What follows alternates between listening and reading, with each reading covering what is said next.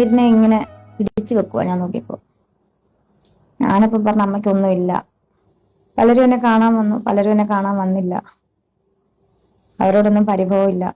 പോയി, തലയിലേം തൊലി പോയി. അതുകൊണ്ടാണ് ഹെയർ കട്ട് ചെയ്ത് ഞാനന്ന് പറഞ്ഞില്ലേ. വീണ്ടും കുറ്റപ്പെടുത്തുന്നവര് കുറ്റപ്പെടുത്തിക്കൊണ്ടിരിക്കും.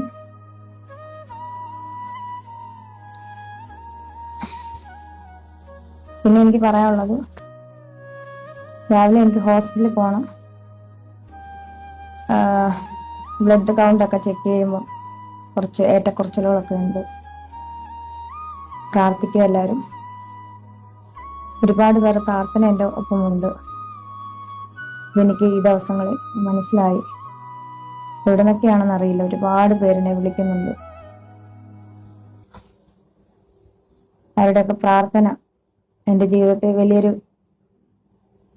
സൗഖ്യം ദൈവം തരും എന്ന് ഞാൻ ഉറച്ചു വിശ്വസിക്കുന്നു.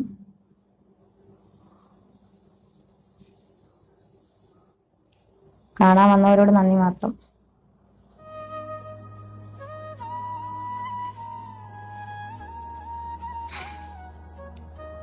ഇനി ഒരുപാട് കീമോ ഉണ്ട്.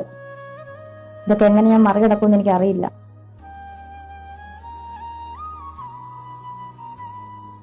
ചില സമയം എല്ലാരും പറയും രേണുസുതി ഭയങ്കര മനക്കരുത്തുള്ള കുട്ടിയാണ്. സത്യമാണ്. പക്ഷെ ശാരീരികമായിട്ട് രോഗം വന്നു കഴിഞ്ഞാൽ നമ്മൾ പെട്ടുപോകും.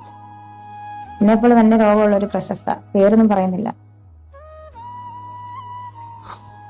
അവര് ഞാനും തമ്മിൽ സംസാരിക്കാറുണ്ട്. അവർക്ക് അന്ന് എല്ലാവരും ഉണ്ടായിരുന്നു, സൗന്ദര്യവും സമ്പത്തും എല്ലാം ഉള്ളപ്പോൾ അവർക്ക് എല്ലാവരും ഉണ്ടായിരുന്നു. ഇന്ന് അവർക്ക് ആരുമില്ല. ഇതുപോലെ തന്നെയാണ്. എനിക്ക് ആരും ഇല്ലെന്നല്ല പറഞ്ഞത്, ഉള്ളവരുണ്ട്. ഏറ്റവും കൂടുതൽ എൻ്റെ സഹോദരി എന്നെ നോക്കുന്നുണ്ട്. ഇപ്പൊ അതൊക്കെ കാണുമ്പോഴാണ് കിടക്കണ്ടെന്നുള്ള ചിന്ത വരുന്നത്. കഴിഞ്ഞ ദിവസം മുടി വെട്ടിക്കൊണ്ടിരിക്കുക. ഞാൻ ഉദ്ഘാടനം ചെയ്ത എൻ്റെ സലൂൺ, അവരാണ് ഇവിടെ വന്നത്. ആ പെൺകുട്ടികളുടെ കണ്ണ് നിറയുവാണ്. ഞാനിപ്പോ ഒന്നും ശ്രദ്ധിച്ചില്ല. ചിതപ്പൻ ഇവിടെ വന്നിട്ടുണ്ട്, ബ്യാമയുണ്ട്. ചിതപ്പൻ കണ്ണുനീരിനെ ഇങ്ങനെ പിടിച്ചു വെക്കുക. ഞാൻ നോക്കിയപ്പോ ഞാനിപ്പോ പറഞ്ഞ അമ്മയ്ക്കൊന്നുമില്ല. അധികം സംസാരിക്കാൻ വരും, ഛർദിക്കുന്നു. അമ്മയ്ക്കൊന്നുമില്ല, അമ്മ തിരിച്ചു വരും. പ്രതപ്പം പറഞ്ഞ പഴയ ഒരു ഫോട്ടോ കാണിച്ചു തന്നെ, എനിക്ക് മുടിയുള്ള ഫോട്ടോ. എൻ്റെ അമ്മ ഇങ്ങനെ വന്നാ മതി. ഈ അമ്മയല്ല, പഴയ അമ്മയായിട്ട് അമ്മ വരണം. അതുപോലെ ചേച്ചി കഴിഞ്ഞ ദിവസം എന്റെ മോനത് പറഞ്ഞ